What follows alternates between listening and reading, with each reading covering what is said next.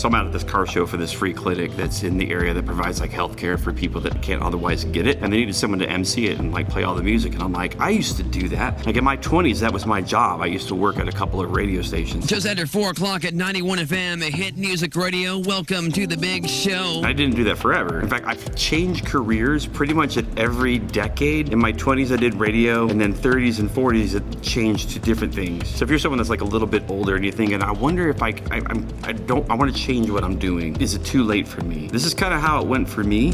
Are we ready to do a raffle drawing? When I was in college and I was growing up, I thought like radio was the thing I was going to do. Like I remember like when I made a mixtape for my wife, who was my girlfriend at the time, but instead of it just being like a mixtape of songs, I actually like would talk in between the records like it was a radio show. And I guess it worked because we got married. But like that was like my path. Like I had this passion and this drive. I was headed to Mix 1029 in Dallas. Like that's where I wanted to go. And I worked for a couple of radio stations here in the Oklahoma City area. The 7th annual Faith Clinic Car Show. We are glad to have you. But right around the time that I was about to turn 30, like all of a sudden like that passion and all that drive, like a spigot, like it just turned off. And when that happens, the only thing that's left over is a bunch of crummy hours and crummy pay. And so kind of found myself like, what's next?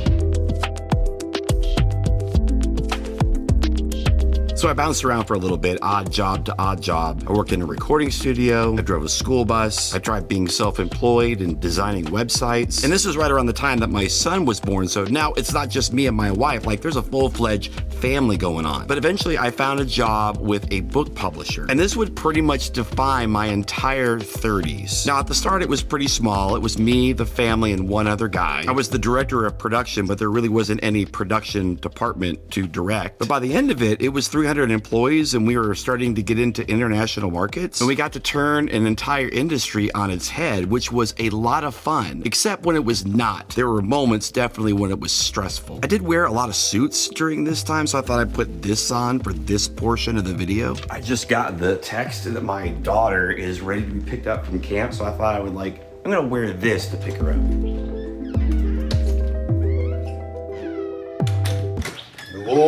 Nope, it is almost July in Oklahoma. Nope.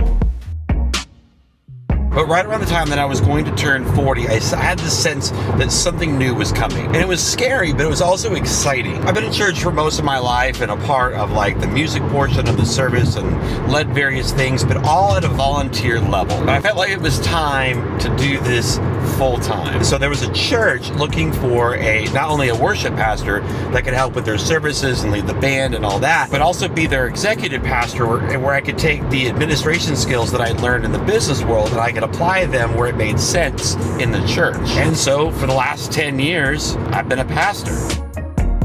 I think that life happens in seasons, it happens in chapters. And with every career I've ever had, there was a moment like right in the thick of it, I was super passionate about what I was doing. But then there also came a time that it just wasn't. And you can just kind of sense that like something new was coming. Your passions change, your interests change, your stage of life, like where you are, all of that stuff is always in this constant flux, and you're not the same person here like you were when you first started this career. And life is too short to spend 40 hours a week doing something that you really don't enjoy doing. So if you feel unfulfilled in like your current role, maybe it's time to sit down and assess like, what are my passions? What are my interests? What are the skills that I've acquired that maybe I didn't have 10, 20 years ago that I do now? And that could give you a direction of like what could be next. And then I do a little bit of research, and if that particular field requires more accreditations or school or whatever, put together a plan to figure out how to knock that out. People will always overestimate what they can get done in a day, but they also underestimate vastly what they can get done in 3 months, 6 months, a year.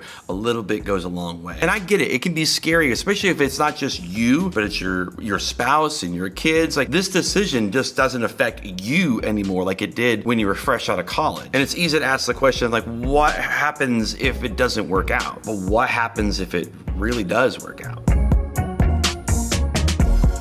Now, by the way, some of you might have put a couple of things together that here's this guy saying that he changes careers at like every decade. And you also might know that I'm about to turn 50. I'm kind of due a career change, but I'm pretty fulfilled at what I'm doing. And I don't know, maybe I have another 5 or 10 years left doing this pastor thing. I half jokingly tell people that when I retire, I'm gonna start an appliance repair business. But until then, I think I'm right where I'm supposed to be. So there was a time that I needed to fly with my family to go visit my in-laws, but the problem is I didn't have a valid driver's license because mine was expired. But we live in a day and age where you can't just go down to the DMV and get it renewed like the same day to schedule an appointment. It's a whole big mess. If you want to know how that story ended, check out this video right here.